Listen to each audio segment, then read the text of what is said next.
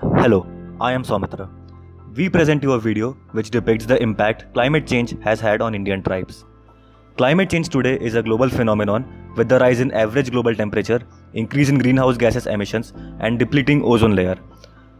The consequences of climate change are melting polar ice, species extinctions, rising sea levels, flooding coastal areas, excessive rainfall, extreme droughts, extreme heat, and changing weather patterns. Climate change has had a drastic impact on populations across globe. Here, we focus on impact of climate change on Indian tribes. Tribes in India are very closely attached to their lands. They depend on their land for their livelihood. Tribes are very closely associated with forests and mountains. These lands provide for their livelihood like agriculture and collecting forest produce. Tribes use their land as source of their livelihood, as habitat, and as places of worship.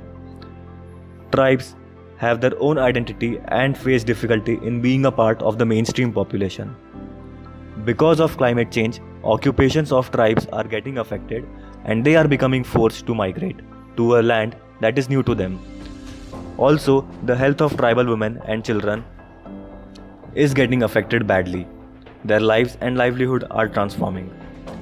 Here we explain different dimensions where tribes are getting affected, which are agricultural, social, habitat and livelihood, and the way they are coping up with it. First, agriculture. Let us now hear Rajni Bai and Vajanti Bai share their experience. We are born on this earth, and this earth is ours. This is the principle around which our life revolves.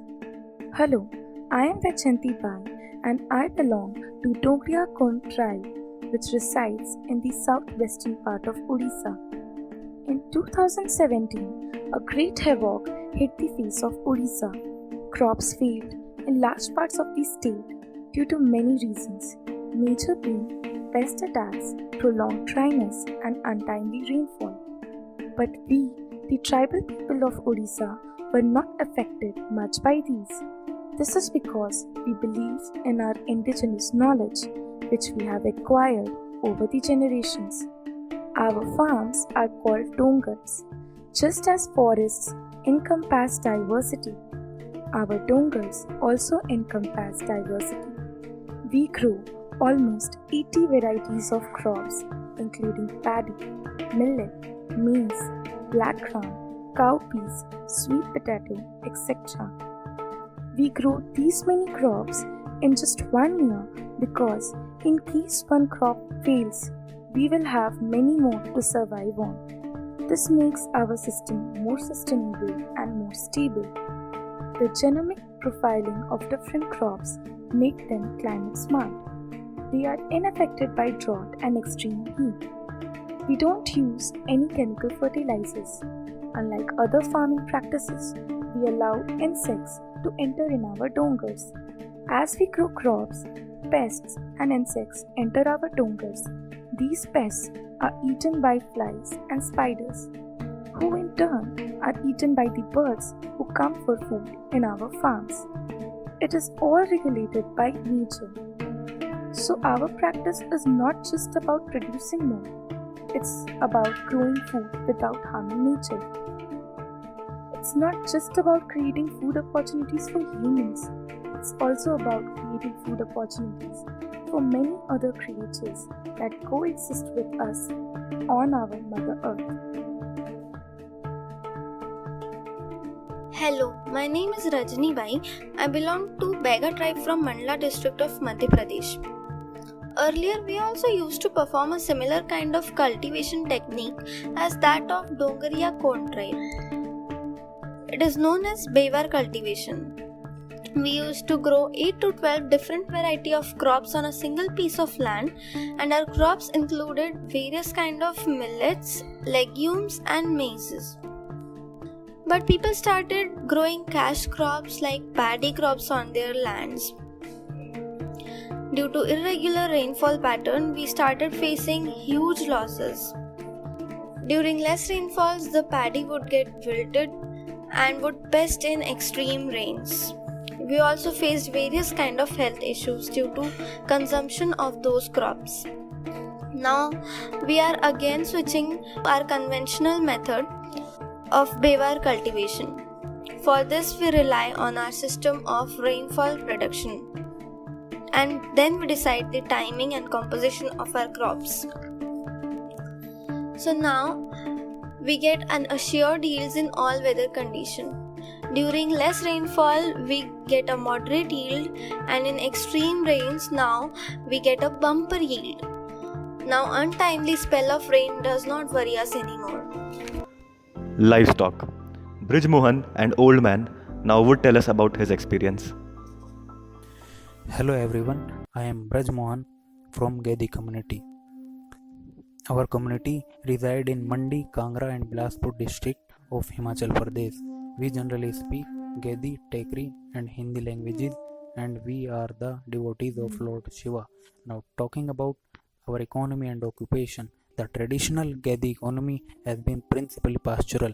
People in Gedi community rear goat and sheep. Apart from it, community even has weavers and tinkers also. Animal husbandry is the main source of income for our community. We also keep cattle like bulls and cows. From generations, pasturing has been the traditional occupation of Gedi. Sheep and goats are considered dhan. In summer, we go to the higher places, as in summer snow melts and we get lush green grass and other nutrient-rich plants. Now talking about climate change and its effect on our tribe. Climate change is effective everyone, but is proving more eventual for the people living in Himalayas and sub-Himalayan region. If we talk about Gedi community, some of the effects are: temperature has increased in various places. Weather is different at present as it used to be 40-50 years ago. As duration of winter has decreased and duration of summer has increased, so now we remain away from home for more duration. Our work has become harder and now we climb more and cover more area. Quality and nutrient of plants have also decreased. Now there are number of deaths in our flock of animals during migration. Weather has become more unpredictable. There are cloudbursts and excessive rains. These conditions only create problems for our community. To fight some of the changes and effect due to climate change, we have adapted to some unique techniques, such as some of our people have decreased the size of their flock. They segregate weak and sick animals from healthier ones. Now we travel to higher altitude to get nutrient-rich grass and plants. We have increased the importance of agriculture in our lives, as animal husbandry is becoming more labor intensive, so we have started relying more on agriculture production. Some of Gedis have started keeping buffaloes along with cows and bulls. Earlier, buffaloes were unsuitable for the weather. Climate change is a serious issue and more harmful for various tribes of world. We need to contain it within 1.5 and 2 degree temperature rise to have a sustainable future for Earth as well as tribes as well. Habitat destruction. Juju, a bubbly girl, will now explain her experience. Hi, my name is Juju and I belong to the Ong tribe. I am currently staying at Dukong Creek in Little Andaman part of the India's archipelago, Andaman and Nicobar Islands. Although we have lot of trees and animals and fishes, we still face problems. My grandpa says it was different in his days. We are seafarers. We travel along the small creeks where different freshwater streams culminate and we fish. But some days I don't find many of my tree friends or I find them chopped. When we go for fishing, day by day, we need to reach deeper and deeper into the river. I don't know who is eating the sand and pushing the earth down. My grandpa says there are some new plants which were never there when he was of my age. I don't know why my cow doesn't eat them. I see many different looking people who I often think might be responsible for the strange things on my island, but I'm not sure. My grandpa thinks that too. We have made an attempt to stay as away from them as possible and save our fishes, trees and animals as they are not only our resources for survival but our source of our spiritual energy.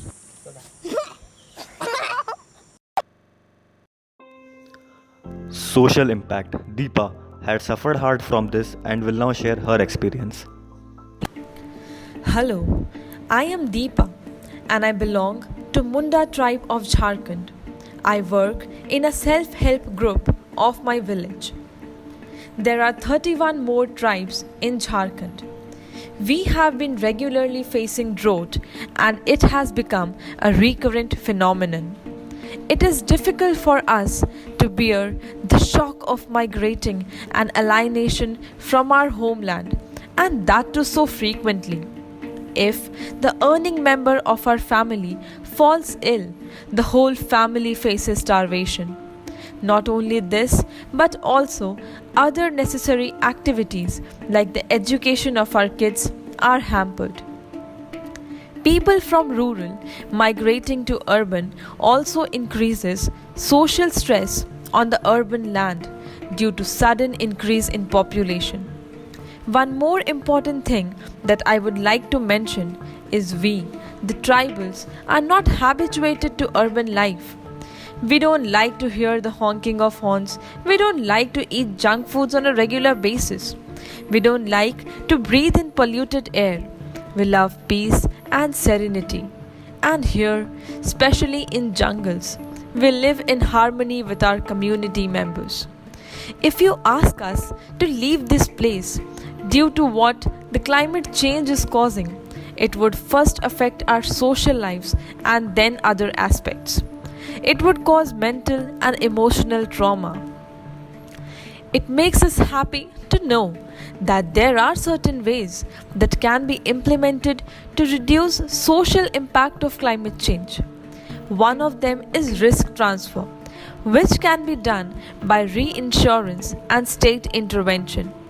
In order to increase the insurability of natural catastrophe, it is also important to take steps to reduce risk to maximum extent. This can be done by maximum risk prevention and adaptation measures. This will also have a positive effect on reinsurance and limit the need for governmental support as insurer of last resort.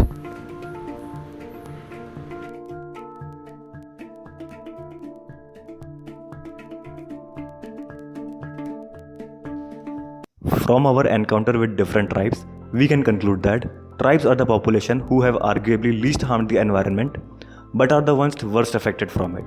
Tribes have the potential and traditional methods which are organic and sustainable in nature that can reverse the negative effects of climate change.